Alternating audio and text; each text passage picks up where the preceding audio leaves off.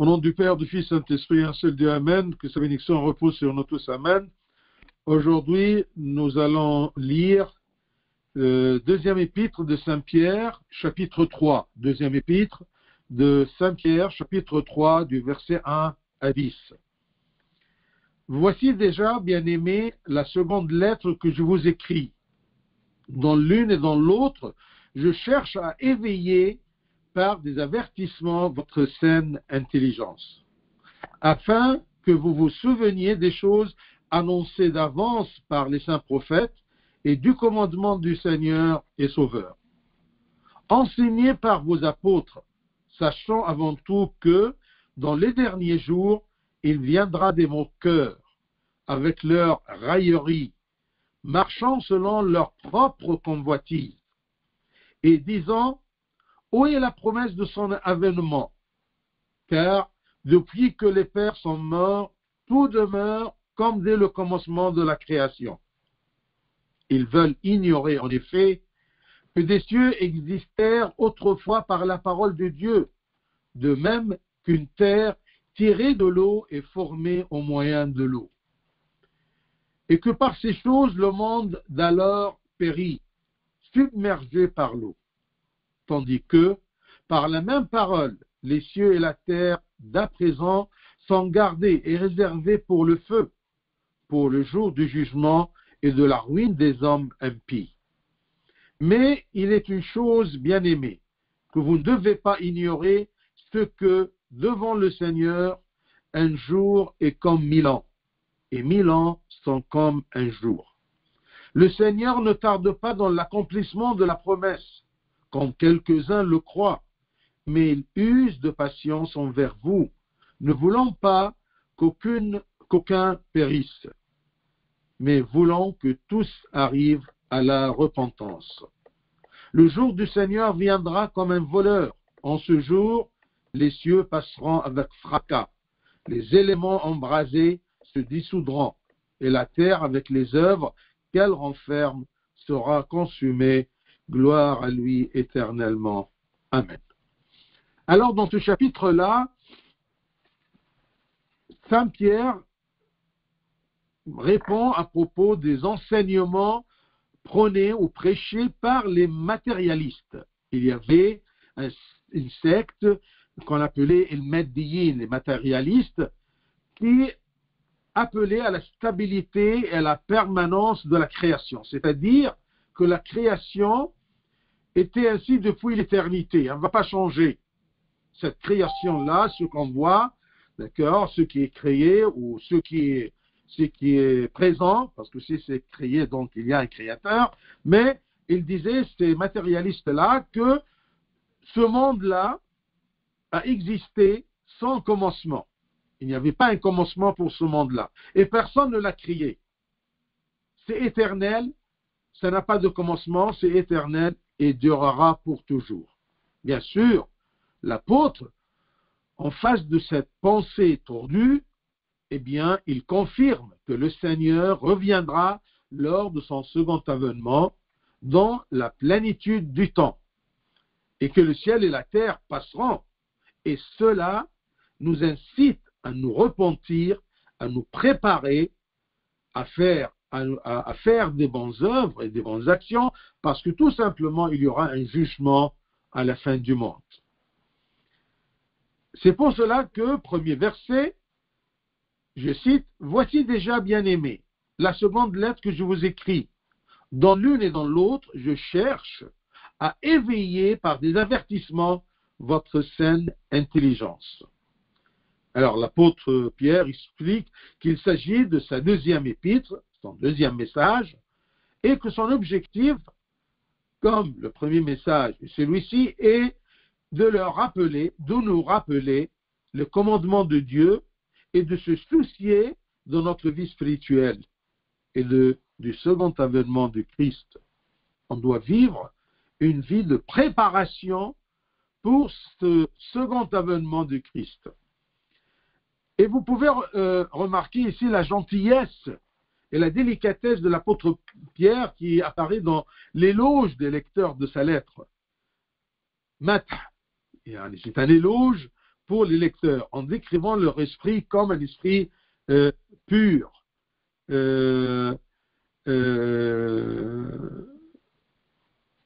Votre saine intelligence, c'est un éloge. Bien sûr, c'est très important de gagner l'écoute de ceux à qui vous parlez. Alors, en décrivant leur esprit comme pur, comme intelligence saine, eh bien, il les encourage à prêter attention à ces paroles et à les accepter. Donc, ce verset fait référence à l'unité de la révélation. Ce que le prophète en dit, les apôtres l'ont dit, et le Seigneur lui-même a dit à propos de l'inévitabilité de son second avènement et sur l'apparition de faux docteurs qui agissent selon leurs propres désirs. Je vous écris, dans l'une et dans l'autre, je cherche à éveiller par des avertissements votre saine intelligence, afin que vous vous souveniez des choses annoncées d'avance par les saints prophètes, l'Ancien Testament, et du commandement du Seigneur et Sauveur, le Nouveau Testament, avec le commandement de Christ. Donc, l'Ancien et Nouveau, la parole de Dieu dans l'Ancien, la parole de Dieu dans le Nouveau, eh bien, à travers elle, on trouve cette unité de révélation. C'est le même esprit, c'est la même révélation, c'est les mêmes valeurs, la même idée, la même foi. Et c'est bien que Dieu, qui connaît tout, il connaît bien le futur comme le passé, comme le présent, eh bien, il a annoncé, il a révélé ceci à ses apôtres, qu'il y aura toujours des faux docteurs, des faux enseignants qui agissent selon leurs propres désirs. Et ces gens doutent de la doctrine de la venue du Seigneur, la doctrine du second avènement du Christ. Nous, on vit sur l'espoir du second avènement du Christ qui va venir à la fin du monde pour juger les vivants et les morts. Alors que cette doctrine incite beaucoup de gens à se repentir et à se préparer. Alors, si on n'a pas cette doctrine-là, eh bien, les gens vont vivre en disant toujours, on vit aujourd'hui et demain on meurt et c'est terminé. Nous serons du néant. Et maintenant, c'est faux. Dieu nous a pas révélé ceci, ni par ses prophètes, ni à travers son Fils incarné, sa parole qui est venue parmi nous pour nous expliquer et nous montrer ce qui se passera. Et on n'oublie jamais de louanger notre interlocuteur afin d'ouvrir son cœur pour qu'il entende nos paroles. Quand on parle à quelqu'un, faites attention. Est-ce qu'il est prêt à vous écouter, oui ou non? Et c'est ça ce que Saint Pierre le fait, et même parfois Saint Paul aussi. Il essaye d'attirer l'attention de ses interlocuteurs. Surtout si ces paroles seront un reproche ou une réprimande. Et sachez bien que les paroles de louange réconfortent les auditeurs, ou même confortent les auditeurs, et aussi confortent les gens qui vont nous écouter. Afin que vous vous souveniez des choses annoncées d'avance. Dieu, quand il nous annonce des vérités d'avance, c'est-à-dire pour que nous soyons sûrs que ça ne vient pas du hasard. Dans le christianisme, on ne croit pas au hasard, parce que Dieu est le pantocrateur, il contrôle tout. Même si nous ne le voyons pas, mais nous avons confiance en lui, nous avons foi en lui, qu'il existe et ses promesses est vraies et exécutables. Donc, les commandements que leur rappelle l'apôtre Pierre sont les enseignements des prophètes de l'Ancien Testament et les commandements du Christ dans le Nouveau Testament, où on sent un fluo d'une unanimité. C'est le même Dieu, la même foi, la même création, le même début, et ce sera toujours la même fin révélée dans l'Ancien Testament et révélée dans le Nouveau Testament. Verset 3, il nous dit que ces choses-là ont été enseignées par vos apôtres, sachant avant tout que dans les derniers jours, il viendra des moqueurs. Il nous met en garde. Et c'est pour cela que Dieu nous dit en avance, par les prophètes et par ses apôtres dans le Nouveau Testament, qu'il viendra des moqueurs avec leur raillerie, marchant selon leur propre convoitise, leur propre intérêt. Ils ne disent pas la vérité. Alors, dans ce verset 3, il souligne l'apparition des incroyants à la fin des jours, des moqueurs. C'est-à-dire, les derniers jours, ce sont quels jours? Eh bien, la période allant des jours du Christ jusqu'à son second avènement. C'est ça les derniers jours. Nous vivons dans les derniers jours. Les derniers jours, ça commence par le Christ et ça se termine par son second avènement. Et ces gens-là, ces moqueurs, ces incroyants, ce sont des gens qui se livrent à leur convoitise et se moquent de Dieu, de son Église, de sa doctrine. Ils s'en foutent de tout. Ils se basent sur leur façon matérialiste, leur façon de penser très matérialiste. Et avant que le Seigneur ne vienne, de nombreuses erreurs se répandront et des moqueurs surgiront, poussés par leur propre désir à nier le second avènement du Christ, le jugement, la résurrection. Ils nient toutes les valeurs chrétiennes. Donc, méfions-nous, parce que nous sommes déjà mis en garde par Saint Pierre, par les prophètes, par les commandements et la doctrine du Christ, qu'il y aura toujours, à la fin des temps, maintenant, autour de nous, des moqueurs, des incroyants, des faux enseignants. Et méfions-nous, parce que tant qu'il y aura, d'après la fausse pensée de ces gens-là, tant qu'il n'y aura ni jugement ni résurrection, courons-nous après nos désirs. On n'a pas besoin de tout cette lutte spirituelle ou ce contrôle de soi ou les actions de grâce, l'Église, la religion, la relation avec Dieu et tout ce truc-là. Tant qu'il n'y aura ni jugement ni résurrection, alors on vit pour quelque temps comme les plantes, comme les animaux, et avec la fin de notre vie, c'est le néant. Non, c'est faux. Saint Augustin dit que derrière tout athéisme se cache un désir personnel. Quand il y a des gens qui refusent Dieu, c'est parce qu'ils cherchent leur désir, leur intérêt, leur volonté. Et Saint Augustin, il dit, je cite, « Pour que l'homme calme sa conscience et permette de faire ce qu'il désire, il nie toute la doctrine de Dieu. » L'homme a sa conscience, il veut bien la calmer. Eh bien, il cherche des faux arguments.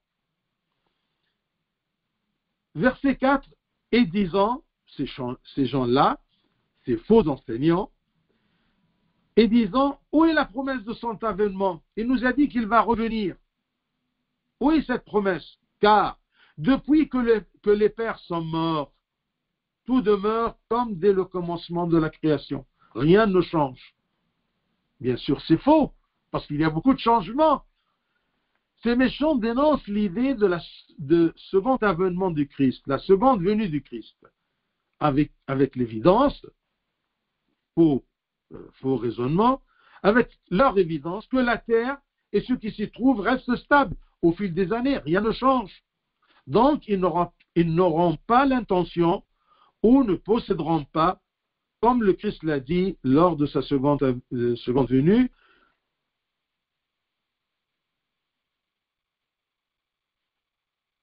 pardon, je voudrais dire que tout reste stable d'après leur pensée et ça ne changera pas.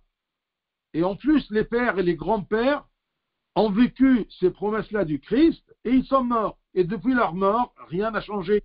Le Christ n'est pas venu. Il y a 2000 ans. Mais attention que, verset 4, il dit, tout demeure comme dès le commencement de la création. Tout demeure comme dès le commencement de la création. Non, c'est faux. Ils veulent dire de là ce que veut dire qu'ils imaginent qu'il n'y aura pas de second avènement, qu'il n'y aura pas une seconde venue du Christ, ni une fin de cette terre, mais plutôt que la terre existera et elle sera toujours fixée ainsi depuis l'éternité. C'est quelque chose d'éternel. Et cette terre-là et ce monde-là continuera pour toujours et qu'elle n'a pas de créateur, mais plutôt elle a existé ainsi. Donc là, si rien ne va changer, eh bien, comme c'est au commencement, ça durera ainsi. Donc, là, à travers cette mauvaise pensée et ces faux arguments, il nie la présence d'un créateur. Tant qu'il n'y a pas de créateur, eh bien, il n'y aura pas de jugement. Or, nous ne pouvons pas nier le second avènement et le jugement. Mais la guerre que Satan mène contre nous consiste à nous faire oublier le moment de la mort, à oublier qu'il y a toute une vie éternelle après la mort. La guerre que Satan mène contre nous consiste aussi à ne pas y penser, à ne pas penser à propos de dernier jugement, de la vie après la mort. Et ben, Satan, la guerre qu'il mène contre nous consiste à nous faire oublier le moment de la mort ou à ne pas y penser, alors que ce moment-là peut être plus proche que nous ne l'imaginons pour chacun de nous. Verset 5, il part toujours à propos de ces faux enseignants et ces moqueurs. Ils veulent ignorer en effet que des cieux existèrent autrefois par la parole de Dieu. Ils nient le commencement de la création sous n'importe quelle théorie, un boom, quand vous voulez entendre de ces moqueurs-là et ces faux enseignants, eh bien, il n'y avait pas des cieux qui ont existé, qui étaient créés par la parole de Dieu. De même que la terre qui était tirée de l'eau et formée au moyen de l'eau, tout ça, ça n'existe pas.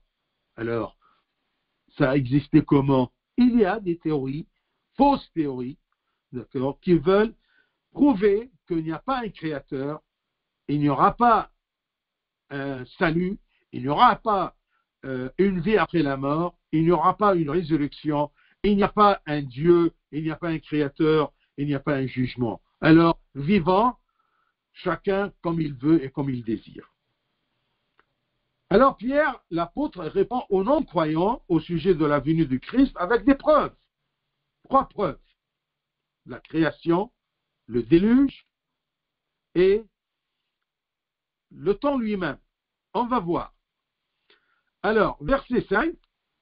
Ils veulent ignorer en effet que des cieux existèrent autrefois par la parole de Dieu, de même qu'une terre tirée de l'eau est formée au moyen de l'eau. Ici, il donne référence au livre de Genèse. Comment Dieu a créé le monde. Eh bien, je vous rappelle Genèse 1, 9. Je cite, Dieu dit que les eaux qui sont au-dessous du ciel se rassemblent en un seul lieu et que le sec paraisse, la terre. Et cela fut ainsi. Dieu appela le sec terre et il appela la masse des eaux mer. Dieu vit que cela était bon. Donc, ces gens-là, ils nient cette révélation-là de Dieu par son esprit à ces hommes, à Moïse qui a écrit la Genèse. Nous, les chrétiens, eh bien, on croit à ça, que Dieu a créé le monde, la terre, les eaux, les cieux, de cette façon-là, d'après Genèse, le livre de Genèse. Et tout, comme Dieu l'a créé, il peut aussi l'enlever et le changer lors de son second avènement. Puisque c'est lui le créateur, il peut anéantir, il peut enlever tout ce qu'il a créé. C'est ça la création. C'est ça l'argument, premier argument de Saint Pierre, qu'il y a des écritures qui disent comment Dieu, créateur, a créé la terre et le monde entier. Deuxième, et même si ces arguments-là ne donnent pas la raison à ces faux enseignants, au moins pour nous. Alors, il nous dit que, premier argument, notre Bible. Deuxième argument, c'est le déluge. Bien sûr, ici, il ne veut pas raisonner les moqueurs, raisonner les incroyants, mais il dit ceci pour nous soutenir et nous aider à surmonter le doute que ces moqueurs essayent de le faire répandre. Deuxième argument, c'est le déluge. La deuxième preuve de la venue du Christ et du changement du ciel et de la terre qu'il s'est produit, le déluge, tout ce qui s'est passé durant le déluge, c'est une preuve que le monde peut passer, que toute la création peut passer. Alors, ceci est décrit lorsque les sources de profondeur jaillissent de la terre et que les énergies du ciel s'ouvrent avec de fortes pluies. Ils ont noyé le monde entier et l'humanité entière. Comme c'est écrit dans le livre de Genèse, chapitre 7, verset 11. L'an 600 de la vie de Noé, le second mois, le 17e jour du mois, en ce jour-là, toutes les sources du grand abîme jaillirent, et les écluses des cieux s'ouvrirent. La pluie tomba sur la terre 40 jours et 40 nuits. Vous avez une idée, maintenant dans le monde, comment il y a des déluges, des petits déluges, d'accord, des noyades, d'accord, beaucoup de rivières qui sortent de leur lit, tout simplement à cause d'une pluie intense. Ce qui peut pleuvoir dans 6 mois, pleuvoir dans 20 minutes. Alors, vous voyez, c'est un genre de déluge. Tout cela leur est caché de leur plein gré. C'est eux qui ne veulent pas voir. C'est eux qui ne veulent pas suivre la vérité. Parce que la vérité est proclamée dans l'Ancien Testament, dans les prophètes et dans le Nouveau Testament, les apôtres. Mais ces gens-là ne veulent pas voir, ne veulent pas accepter cette vérité. Et Dieu ne cache pas la vérité à personne.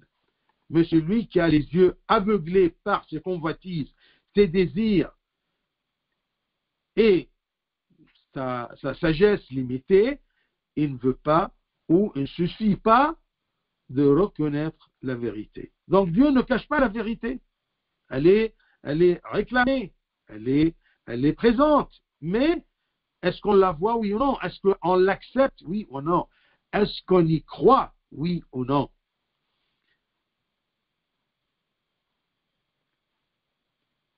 Ces gens-là, ou cette personne qui refuse, elle ne veut pas reconnaître la parole de Dieu révélée dans son livre saint. C'est ça le problème de l'homme qui ne veut pas ou qui nie Dieu, qu'il se moque de Dieu et de ses promesses et de ses valeurs chrétiennes dites en avance dans les prophètes et dans le Nouveau Testament à travers les apôtres. Verset 5, toujours, je répète, ils veulent ignorer en effet que les cieux existèrent autrefois par la parole de Dieu.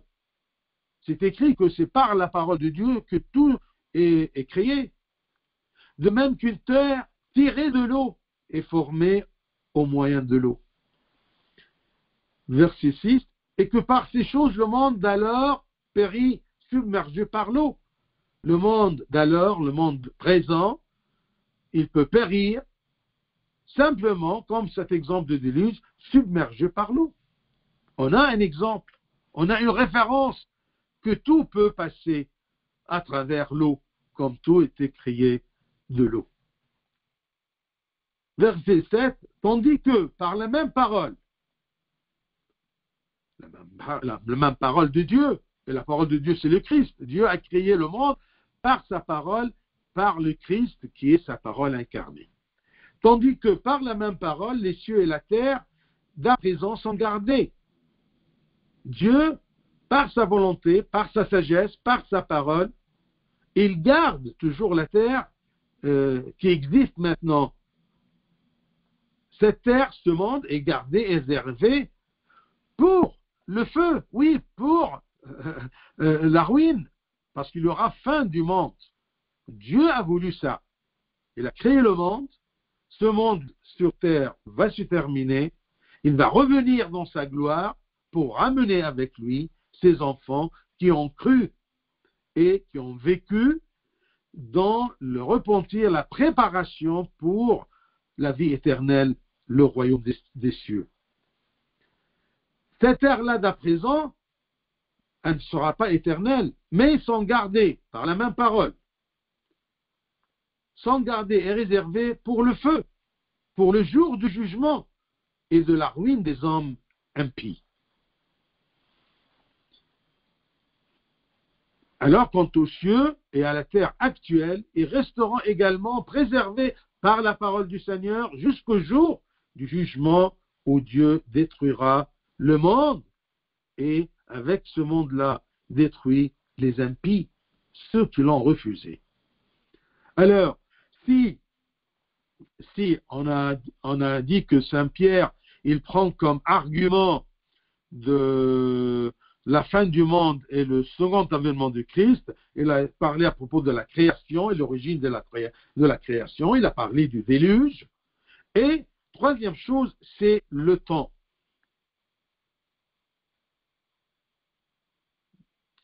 Une minute, j'ai le titre. Le temps. Alors, il fournit une troisième preuve de la nécessité de la seconde venue du Christ. C'est quoi le temps? Il veut dire que le temps est calculé pour nous en tant qu'humains. C'est calculé. On sent que c'est tard ou c'est tôt. Et nous le considérons le temps comme court ou lent. C'est pourquoi nous disons que de nombreuses années se sont écoulées depuis la création du monde et rien n'a changé. On a la notion du temps. Mais Dieu est au-dessus de temps. Il n'a pas de temps. Nous, les êtres humains, nous avons un temps pour contrôler le jour, pour contrôler notre vie. Mais Dieu n'a pas ce temps-là. Il n'a pas cette notion-là. Il est au-dessus du temps. Et c'est pour cela qu'on dit que 1000 ans égaux à un jour aux yeux du Seigneur. Le psaume 90, 4, c'est écrit, car 1000 ans, je cite, car 1000 ans sont à tes yeux comme le jour d'hier, quand il n'est plus, et comme une veille de la nuit. Un jour avec le Seigneur équivaut à 1000 ans, et 1000 ans équivaut à un jour.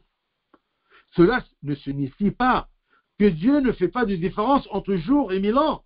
Non, cela signifie plutôt que Dieu est intemporel. Il vit hors du temps, alors que l'homme est temporel et il vit dans le temps. Alors, il y a un des pères pour expliquer ceci, cet état de Dieu, cette divinité qui est hors du temps. Il a dit, imaginons qu'une personne regarde un tableau peint, sans savoir quelles parties ont été peintes en premier et quelles parties ont été peintes récemment. il est devant un tableau complet. Eh bien, c'est exactement le sens que Dieu est intemporel. Il voit tout comme un seul tableau parfait, complet, achevé. Mais nous avons le passé, nous avons le présent, nous avons le futur, qu'on ne le voit pas. Mais Dieu, tout le temps, est devant lui comme un tableau déjà peint. Les événements qui se sont produits dans le passé, ce qui se passe maintenant et ce qui passera dans le futur sont tous dessinés devant lui, clairs devant lui. Il est au-dessous du temps. Tout le temps est dessiné et écoulé devant lui. Bien sûr, ça nous dépasse. Comment ça? Mais c'est la vérité divine. Nous ne sommes pas divins. On ne peut pas être intemporel, mais Dieu est temporel. Alors, ne vous adressez pas à Dieu comme si c'était un être humain dans le temps. Tu as pris beaucoup de temps, Dieu, pour venir. Pourquoi il n'y a rien qui change? Pourquoi jusqu'à maintenant tu n'es pas venu? Dieu, il est intemporel. Quant à l'homme, il est temporel et ne connaît pas l'avenir. Le même Père, il a dit, imaginez cette personne, une personne regardant un tableau peint devant lui. Il sait ce qui a été dessiné, mais il ne sait pas ce qu'il dessinera ensuite dans le tableau. Il ne voit que le présent. Même le passé, parfois l'homme ne peut pas y vivre. Dieu, il a tout devant lui. Le passé, le présent, le futur. Donc ainsi une personne ne sait pas ce qui va se passer dans le futur. Et peut-être, parce que l'homme ne voit pas, il ne sait pas le futur, il est pressé pour savoir qu'est-ce qu'il va passer. Ou il en a peut-être peur, parce qu'il ne sait pas ce qu'il viendra. C'est sa position temporelle. C'est ça, être temporel. Ou bien nous sommes pressés, ou bien nous avons peur de ce qu'il vient, de ce qu'il viendra. Mais Dieu, il est intemporel. Le verset 8 nous dit, mais il y a une chose, bien-aimée, que vous ne devez pas ignorer. Rappelez-vous toujours, c'est que devant le Seigneur, un jour est comme 1000 ans et 1000 ans sont comme un jour. Il est intemporel, il est hors du temps. Donc, sa promesse de son second avènement sera inévitablement réalisée, quel que soit le temps que cela prendra. Verset 9. Le Seigneur ne tarde pas dans l'accomplissement de la promesse, comme quelques-uns le croient, mais il use de patience envers vous, ne voulant pas qu'aucun périsse, mais voulant que tous arrivent à la repentance. Ce que les gens pensent comme lenteur de la part de Dieu, au point qu'ils doutent de ses paroles, de son achèvement, qu'il va achever ses paroles, ces gens-là pensent que c'est une lenteur de la part de Dieu, au point qu'ils doutent de ses paroles et de son achèvement. Mais en réalité, c'est une longanimité. Il use de patience envers vous, une longanimité afin qu'il donne une plus grande opportunité de se repentir, afin de sauver tous ses enfants de la destruction. Donc, ce n'est pas une lenteur, il n'est pas en retard, il n'a pas oublié sa promesse, mais c'est une longanimité afin de sauver tous ses enfants de la destruction. Ces hérétiques se moquent en disant « Christ a dit qu'il reviendrait » et ainsi les apôtres ont dit « Alors, pourquoi n'est-il pas venu jusqu'à maintenant ?» Donc, il ne viendra pas. Quel faux raisonnement. C'est parce qu'ils n'ont pas la foi. Ils ne cherchent pas aussi loin dans l'Ancien Testament et les prophètes, comment Dieu a créé et comment Dieu a promis à travers les prophètes et comment Dieu a présenté ce commandement pour qu'on les suive et comment le Christ, la parole de Dieu, s'est incarné pour venir parmi nous et pour nous enseigner. Ils ne croient pas comment Dieu a envoyé son Esprit Saint en nous pour nous illuminer notre raison, pour qu'on ne soit pas des débiles. Et comme la dernière fois, on a dit, mais on ne vit pas comme des brutes. D'accord? Qui ne pensent qu'à propos de ce qui est matériel.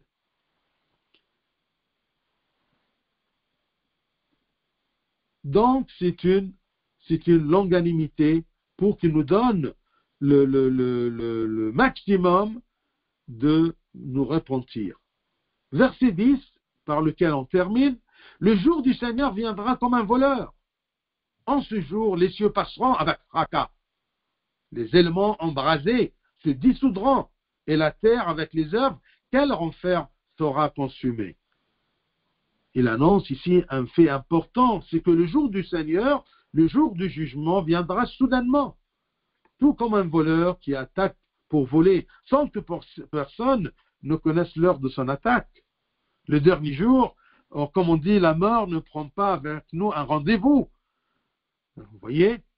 Eh bien, ce jour-là, des sons forts, un bruit appelé fracas sera entendu. Et le composant, tous les éléments qui forment la nature, qui forment ce monde-là, qui composent les différents matériaux, se dissoudront et brûleront. C'est ça la fin du monde. Comme cela a été scientifiquement prouvé pour la possibilité même de la division de l'atome au XXe siècle. On a prouvé que même l'atome, l'unité de l'existence, peut être divisé. Et ce qui peut être divisé peut se détruire. La terre brûlera. Tout comme certains pays ont pu provoquer d'énormes incendies avec des bombes modernes, destructrices. Alors si l'homme peut faire ça, si l'on peut détruire le monde, eh bien Dieu, le vrai créateur, le vrai prince de la création, eh bien, il pourra facilement, quand il veut, par sa parole, détruire le monde et les impies pour sauver ses fidèles. Bien entendu, ce qu'on entend par cieux n'est pas le trône de Dieu. Si on dit que les cieux et la terre et les cieux passeront, les cieux ici, on sait bien que d'après saint Paul, il y en a trois cieux. D'accord? Les cieux des oiseaux, les cieux des planètes et les cieux qui est le trône de Dieu. Alors quand on dit que les cieux passeront, c'est les cieux des étoiles et les cieux où il y a les oiseaux, mais pas le trône du Seigneur. Donc, pour terminer, ne laissez pas votre esprit douter de la parole de Dieu, car la foi est supérieure à la raison. Essayez de comprendre avec votre intelligence, mais ne contredisez pas la parole de Dieu dans la Bible. Le guide de votre raison, les bordures, les limites de votre raison pour qu'elle soit dans le bon chemin, c'est la parole de Dieu. La parole de Dieu, c'est la vérité. La parole de Dieu, la sagesse de Dieu s'est incarnée. Et elle nous a dit que je suis la vérité. Eh bien, la vérité n'est pas loin de la parole de Dieu, n'est pas loin de la Bible. Quand vous voyez quelque chose, une idée, une théorie humaine, matérialiste, qui vient vous frapper, eh bien, dites tout simplement, ceci, il est où de la parole de Dieu? Il est où de la vérité? La vérité pour nous, c'est la parole de Dieu. Que Dieu nous protège de doute, de tout doute, et de toute attraction vers ces moqueurs et ces impies qui refusent de voir la vérité, refusent de connaître la vérité qui est Dieu. Gloire à lui éternellement. Amen.